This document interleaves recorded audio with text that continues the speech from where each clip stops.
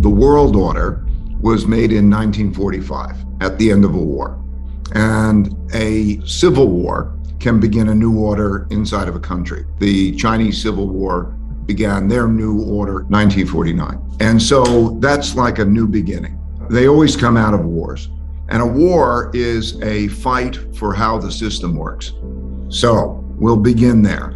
After the fight of how the system works, it's a great leveler. It gets rid of a lot of the debts and it starts over. And then there's a new power. In the United States, the New World Order, it was an American world order because the United States won World War II. It had 80% of the world's gold. Gold was money. It had the dominant military power. It had nuclear weapons. And because of that, we began the American world order. They carve up the world. Here are the borders. This group gets this piece and so on and so forth. And then they begin. And by the way, this has happened repeatedly throughout history. And so they start off with those new rules of the game. And you enter a period of peace and prosperity. And it's peace because nobody wants to fight the dominant power. The dominant power won. And there's a change in psychology really that you're dealing with, because quite often these things take place. They take a generation or more to take place, a lifetime. And the people who enter the war do so boldly. But everybody who enters the war and then goes through the war wish they never went through the war because it's so terrible. But they come out and the war is over. They want peace, they want productivity, and so on. And it's a great leveler, less wealth gaps and so on. And they work well together and they build a period of peace and prosperity that is a long period of peace and prosperity. But during that peace and prosperity, more and more prosperity takes place, and they increasingly bet on that prosperity, and people get more in debt. And so you see the debt levels rise, and you see naturally as prosperity comes, it comes in unequal ways, and some get richer than others. And so wealth gaps rise. And then those wealth gaps increasingly create opportunity gaps because the rich people have more resources to educate their children and give them the benefits. And so that happens over a period of time while the economy gets more indebted. And of course, as time progresses, other countries also rise. Those maybe that even lost the war, like Germany and Japan, they rebuild and they become competitors. And so what was a unique power of having won the war becomes less unique as there was more competition. And then you get a new generation of people who have a different mentality.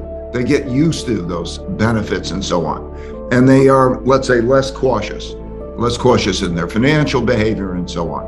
And so the classic ingredient also is that that country that wins the war also has the world's reserve currency. Because, okay, you need a currency to transact internationally. It's like a language. You need a language to transact internationally. And the winner of the war gets the world's reserve currency because everybody thinks that's the most stable. And they also want to save in it. So I think there are three big forces to keep your eye on. And when you see them in their cycle, then it's clear. First, are you earning more than you are spending?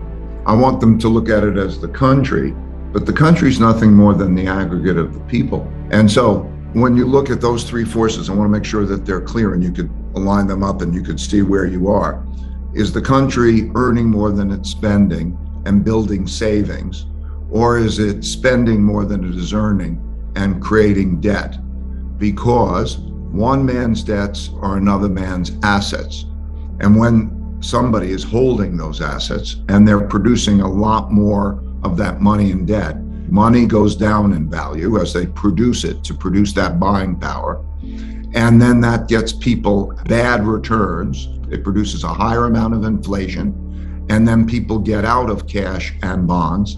And that produces rising interest rates while there's rising inflation. And that produces stagflation. So I want them to get the mechanics of that, because that's happening now. You could see it. This is not controversial. We are producing a lot of debt. We're spending a lot more than we're earning. And as a result, they're printing a lot of money.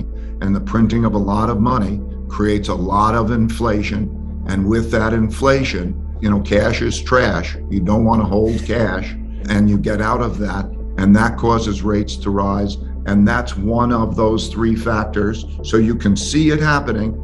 The second force is the internal conflict force, how you are with each other. Are you operating cohesively, common mission, and moving in the right direction? The system working? Or are you at each other's throats? Is the system threatened? Because history's shown when the causes that people are behind are more important to them than the system is in jeopardy. And that is a risky situation. It's a risky situation because it produces disorder and it can produce a form of civil war. And at those times, when you have that, you see greater and greater polarity. In politics, it shows up at greater and greater populism of the left and populism of the right. And populists want to fight for their side. They're not moderates. Moderates want to work together to try to find a compromise that's best for the whole. Populists appeal to their crowd by saying, I am fighting for you, and they will fight each other. And that fight can be at the threat of the system. So in history, for example, we saw 4 democracies in the 1930s choose to become dictatorships as one side fights to the other because they become so disorderly. And we have a system right now that you could see that it is possible in elections that neither side might accept losing. And so the system becomes in jeopardy. And you see that the moderates leave the system. You can't be moderate. You have to pick a side and fight. And so you see this in the French Revolution. There were moderates in the early part of it, that recognizing that there were problems and wanting to work together. The moderates got guillotined. The polarity began. The same was true in the Russian Revolution. The same was true in the Chinese Revolution, the Cuban Revolution, and so on. Polarity gets greater and greater as there's a greater intensity to fight. And that is the internal piece. So that's the second force. And the third force is the rise of a great power, the geopolitical force that's going on, that we're seeing today with China and Russia and so on, and how that's changing. Because when the power of a country diminishes, when we get weaker financially, or how we are with each other and so on, there are greater vulnerabilities. And there's always the competitive power that learns how to become stronger. Competition always happens. There's the establishment and then there's the new competition. And as they get stronger in all ways, militarily and commercially and so on. And that's the dynamic that we're seeing. The events that happened in the Ukraine, and that is bringing all this development internationally up at a little bit quicker pace. It's the same dynamic. There are two sides and there'll be neutral countries, just like in the war. There was the Allies and the Axis powers, and then there are neutral countries. And so that part is developing. The US conflict part is probably progressing a little bit quicker. On the world order, the developments in the Ukraine, maybe I should put those in perspective. There is a very close relationship, a common objective of the Russians and the Chinese. So there is a competition in the world, and there's a dominant world power which is perceived as being overly controlling. And there are 5 types of wars. There's a trade war, there's a technology war, there's a geopolitical influence war, there is a capital war, and then there's a military shooting war. And we are in the first 4 of those wars in this competition with China. We are in a shooting war of sorts with Russia and the Ukraine. We're providing arms, and so they're shooting. And so there's a military war going on, and we're in it in our way. So we're at those particular spots. And the capital war is sanctions. We hear the notion of sanctions. And what that means is they're economic. And the way they work is to shut off, to produce economic pain by either not letting them get at their money or not letting them get to goods that they can import. And these have happened through time. In Japan, that was what set us up for the bombing of Pearl Harbor, because the United States cut off Japan's oil supply, was in the process of doing that, and also confiscated its bonds, much the same way as happening now. And that put them into a corner that led them to bomb Pearl Harbor, and then we went to a military war. So that's where we are now. And that also is risky because it threatens the value of the dollar. Because right now, debt is dollars. Any currency The way you hold it is you hold it in the form of debt. You don't hold it just in paper. And because there's a rising inflation, and because there's a lot of printing of money, and because there's also a greater fear on a number of countries that they too could be sanctioned, there is a selling of dollar-denominated debt. So you're seeing that the bond market is going down. And so there is that dynamic that's going on. The capital wars are the ones that accelerate immediately before the military wars. Usually the coffers are empty, they're printing a lot of money, and then they're trying to use economics as a weapon. So we're in that part of the cycle. Now, in terms of how this will transpire, I think there are three big questions that we're going to get answers to pretty quickly. The first is, does Putin and Russia win or lose?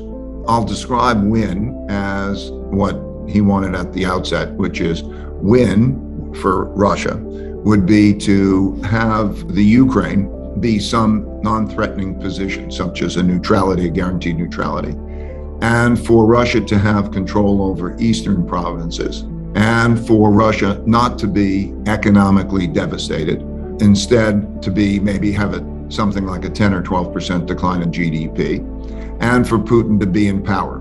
If those four things happen, then the cost of his actions will have been worth what was obtained from that. And that would be viewed as a win. It would be then also a loss from the Western countries. The world is looking at the power of American sanctions, because American sanctions are the greatest power the United States has, because it controls the world's reserve currency. That's the biggest asset. But in weaponizing the dollar, it is leading those to get around and not want to hold dollars because they get worried that they're going to be confiscated. So we will see if that dollar sanctions power, we'll see how powerful it is. If it isn't very powerful, that's going to be a problem. While Russia is throwing in military, we are throwing in sanctions. And these sanctions don't cause lives. It's not a military war. So we're fighting it with sanctions and they're fighting it with military. If you didn't have that, how would you fight this war? It would be a much more difficult situation. And the third thing that we're seeing is how the world is lining up, which, there are in wars, typically Axis and allied powers. And you could see by the actions that are taken as to which are lining up. Who voted in favor of what at the United Nations? Who is allowing what rules? Who is trading with the other party? Russia actually put out a list who are friendly and adversarial countries. You'll see at the next G20 meeting who will be in favor of Russia attending that meeting and who will be in favor of it not attending. And that's making clear how the sides are lining up. So you're seeing those sides line up, and all sides are in preparation for war. And so psychology should change, and is in the process of changing, to realize that you have to think in terms of buying power, not the number of dollars you have. And you have to think how much is your buying power. And so the worst thing is to be in cash. Like I say, cash is trash, and to be out of the bonds. The next thing is to have a diversified portfolio of assets with a bias toward inflation-protected assets. And I would want to diversify between locations, countries, in terms of the investment based on the criteria I just mentioned.